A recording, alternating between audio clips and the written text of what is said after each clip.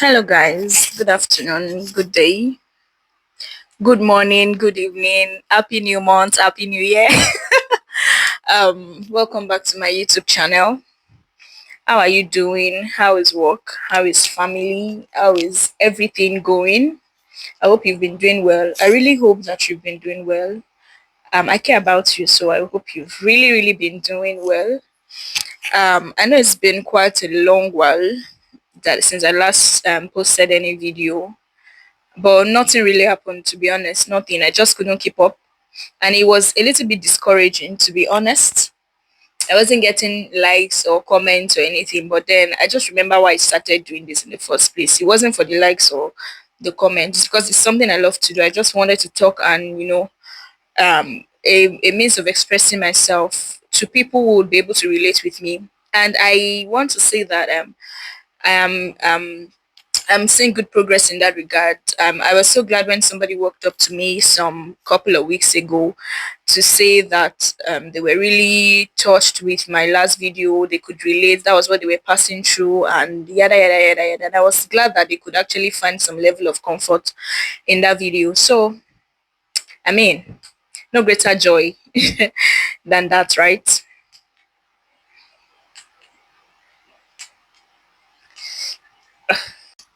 So, thank you so much for the likes, the few likes that I got, and the comments. Thank you. I'm so grateful. Today, I want to talk about something a little bit personal, something that I've just been thinking about, and I just thought, why not come on here and just share with you? I want to talk about grief. It's funny. I want to talk about grief because recently there's somebody I used to follow on social media. She passed, and I was sad. To be honest, I was sad. I've never met this person in real life. um I just happened to be a follower on Instagram. I just liked her. I loved her. She wasn't a content creator per se. She was just living her life. She was just just happy, bubbly, and just living. And then sometime last week or 2 weeks ago, I saw that she passed. And what stood out for me was that of course she was a warrior, a sickle cell warrior. If there's any consolation, but honestly it doesn't just even make any sense to me. Okay, so she passed, and when the news broke out on social media, I was going through the comment section. I know people were genuinely, oh, she really lived her life, she lived to the fullest, she was happy, she was joyful, she was this, she was that. And I don't want to be an hater or a hater, but I was like, did this person say she was done living her life to the fullest? Was she done? She wasn't even old. This person was in her early 30s. So did she even say that she was tired? For what it's worth, she even had a lot of reasons to leave. She had a child. So I'm sure if she had the option of choosing whether to pass or not, she would have stayed because of that child. Because that child was like a world. I can't even imagine that I can't even believe that we're talking about her in past tense. But for real, like I was like, okay, what do we mean that by somebody even living their lives to the fullest? Of course, she used to travel, explore things. She was just a happy soul, really. She was traveling, she was doing stuff, and I know that that's where people are looking at it from. But I now started to think that, okay, what if people that didn't have the opportunity to actually enjoy this sort of luxury, to be able to travel with their family, to be able to afford clothes and things that they want, what does it really mean to live a fulfilled life? Does it mean that these people did not live a fulfilled life because they were not able to do the things that so it's just really painful because I don't even know why I'm ranting about it, but I didn't think that she deserved to pass. I don't think anybody deserved to pass.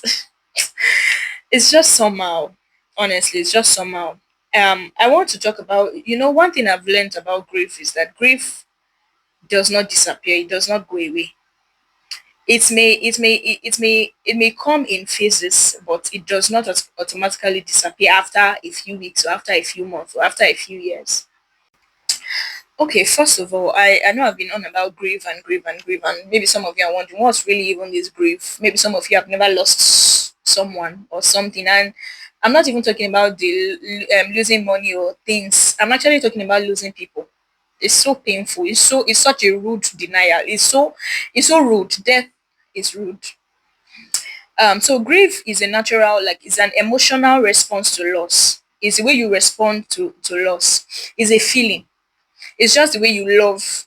It's just the way you get angry. It's just the way you get sad. But it's particularly the way you respond to the passing of a loved one or to loss in any form, really. That's what grief is. Sometimes grief can bring sadness, it can bring anger, it can bring numbness. I for one, I lost my mom many years ago. I was still a child when I lost my mom. I guess I didn't even get to process it like that. I was just growing up. But as I became an adult, I've seen it's really bad to lose your mom. Honestly, it's bad. It's really bad because nobody is going to be like that for you. Once you don't cut with that, no, that ticket I've already cut. Nobody, they are going to try, but nobody is going to, be able to take the place of your loved ones. So I remember when I became an adult, and maybe sometimes I think about it. I wish that mommy was here. I wish that this one was here. But the way I process it is just to forget about it. I just forget, like I've shut that that aspect of my life. Like I don't even open up to it. I just shut it. I don't have a mom. I've accepted my reality and I'm not even but despite the fact that it's been over 18 years, I still catch myself sometimes still honestly, the things that could have happened if this woman was still alive, the things that wouldn't have happened if this woman was still alive, a lot of what if.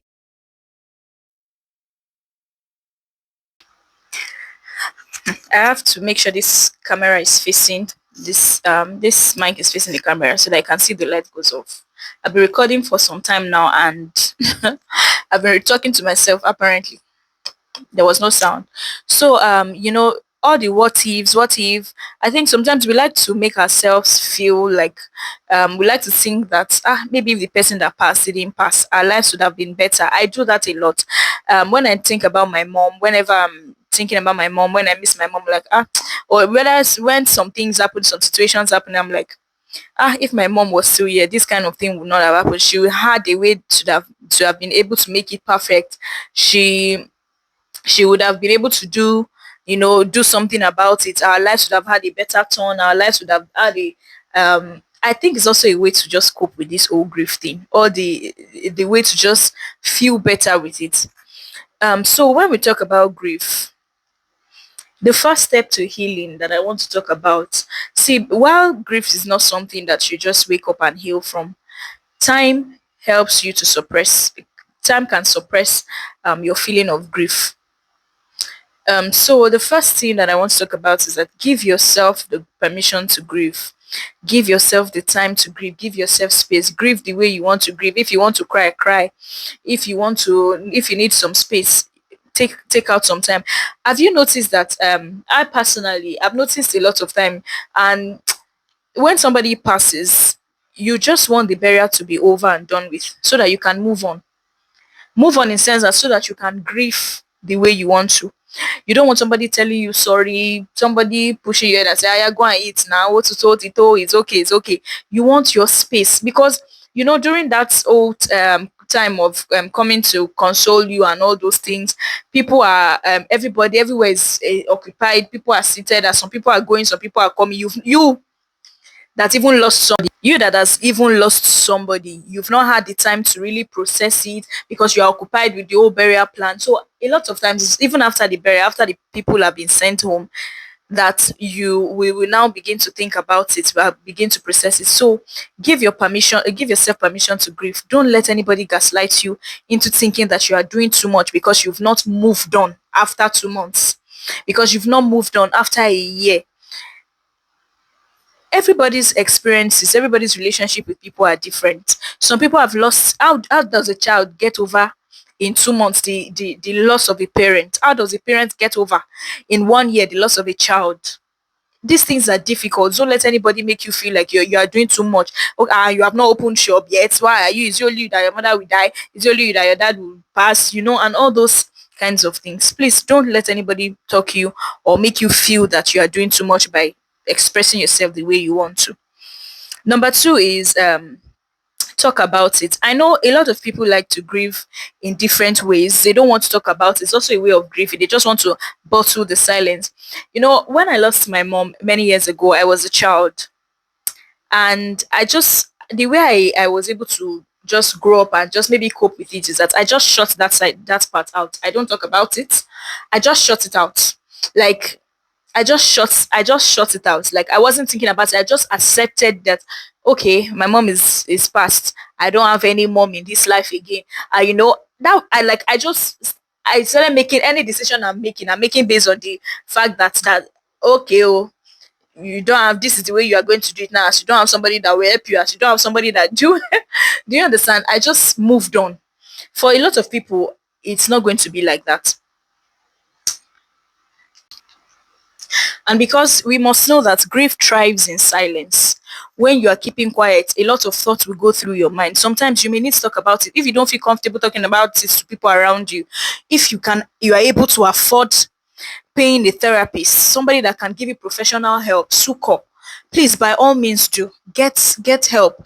Just make sure that you are fine, because you cannot afford to lose yourself. You cannot afford to for your mental health to deplete. That's number two. Number three, take care of your body. I cannot overemphasize this. I remember early last year, when I lost my uncle.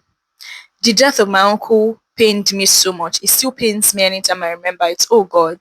I think that because maybe I was not very much aware. I was still young when I lost my mom. I don't think that I felt so much pain like the way I felt with my uncle passing. It was so difficult because we were through it together. We saw everything. We saw how he fell sick and the all the incidents that led up to his passing. It was terrible. It was so bad. For days I couldn't sleep. I remember I couldn't sleep. I was so scared. I was so scared. I couldn't stay in a place alone. You want to leave us and leave me. You want to go out and leave me here. We are going together. Even where I'm going, I'm not going to be settled, but I just want to be around people. I didn't want to talk about it, but I just wanted to be around people. I couldn't sleep for days. Guess what? I broke down and I felt sick. I felt very sick. I was in and out of the hospital, in and out of the hospital because of it. It took a toll on my health, my physical health, my mental health. I've noticed something about me. I don't know if it's peculiar to me. When somebody hurts me or when I'm going through, um, maybe somebody hurts me, somebody offends me very well. I used to have pains. I used to feel literal pains in my veins. Like I'll feel it. Serious pains in my veins when I'm very angry or when somebody has hurt me or somebody has done something to me. You know, I didn't even think that grief had the capacity to be able to do that to somebody. So you must take care of yourself. Eat as you are crying. Eat. At least you even have strength to cry more. This is this is not supposed to be funny, but for real, take care of yourself. Don't fall sick. Don't let life slip out of you because you are grieving. Um and I think lastly, I want to talk about joy. See, let your joy return. First of all, your joy has not even gone anywhere. As believers, we have joy in us. We are children of joy. We are joyful. We can rejoice. We can declare.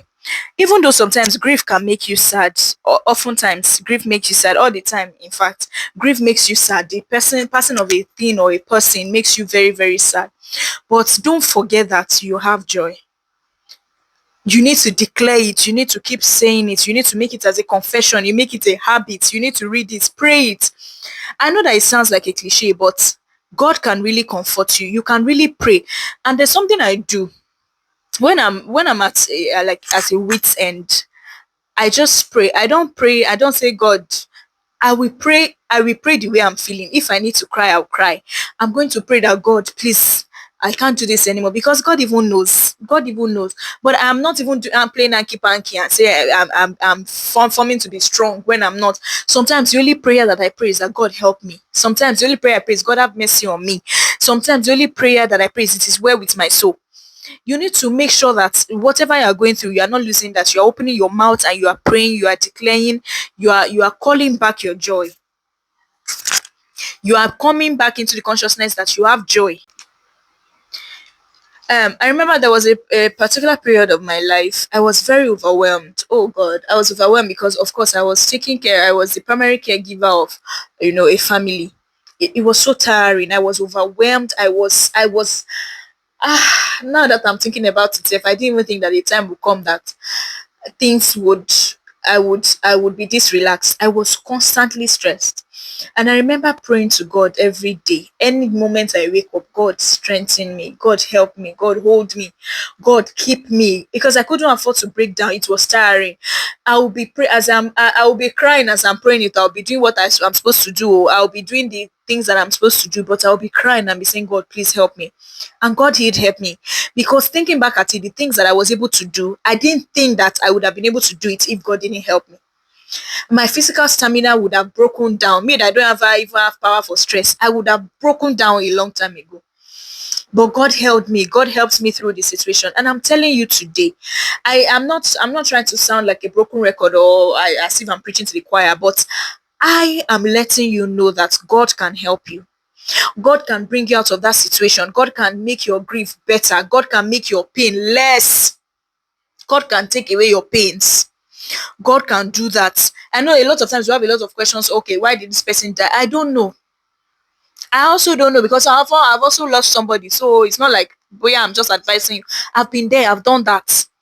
But God can really, really give you peace. God can calm you. A lot of times you just stand up and confess, this situation is not going to take me away. This situation is not going to wallow me. I've lost money. It is true. I've lost money. I've lost businesses. I've lost a lot of things. But my mental health will not go down the drain. You must keep declaring it as long as you have your mouth and your faith. Make sure that your mouth is working for you. Make sure that your mouth is speaking. And it's not, I'm not saying it because this is what I do. Sometimes I am complaining, sometimes I'm crying, sometimes I'm fed up. I'm saying this because I want to also learn from it. There are things that are going on in my life right now, that now that I've done this video, I know what to do. I will go back and do the same thing that I am telling you. I just want you to know that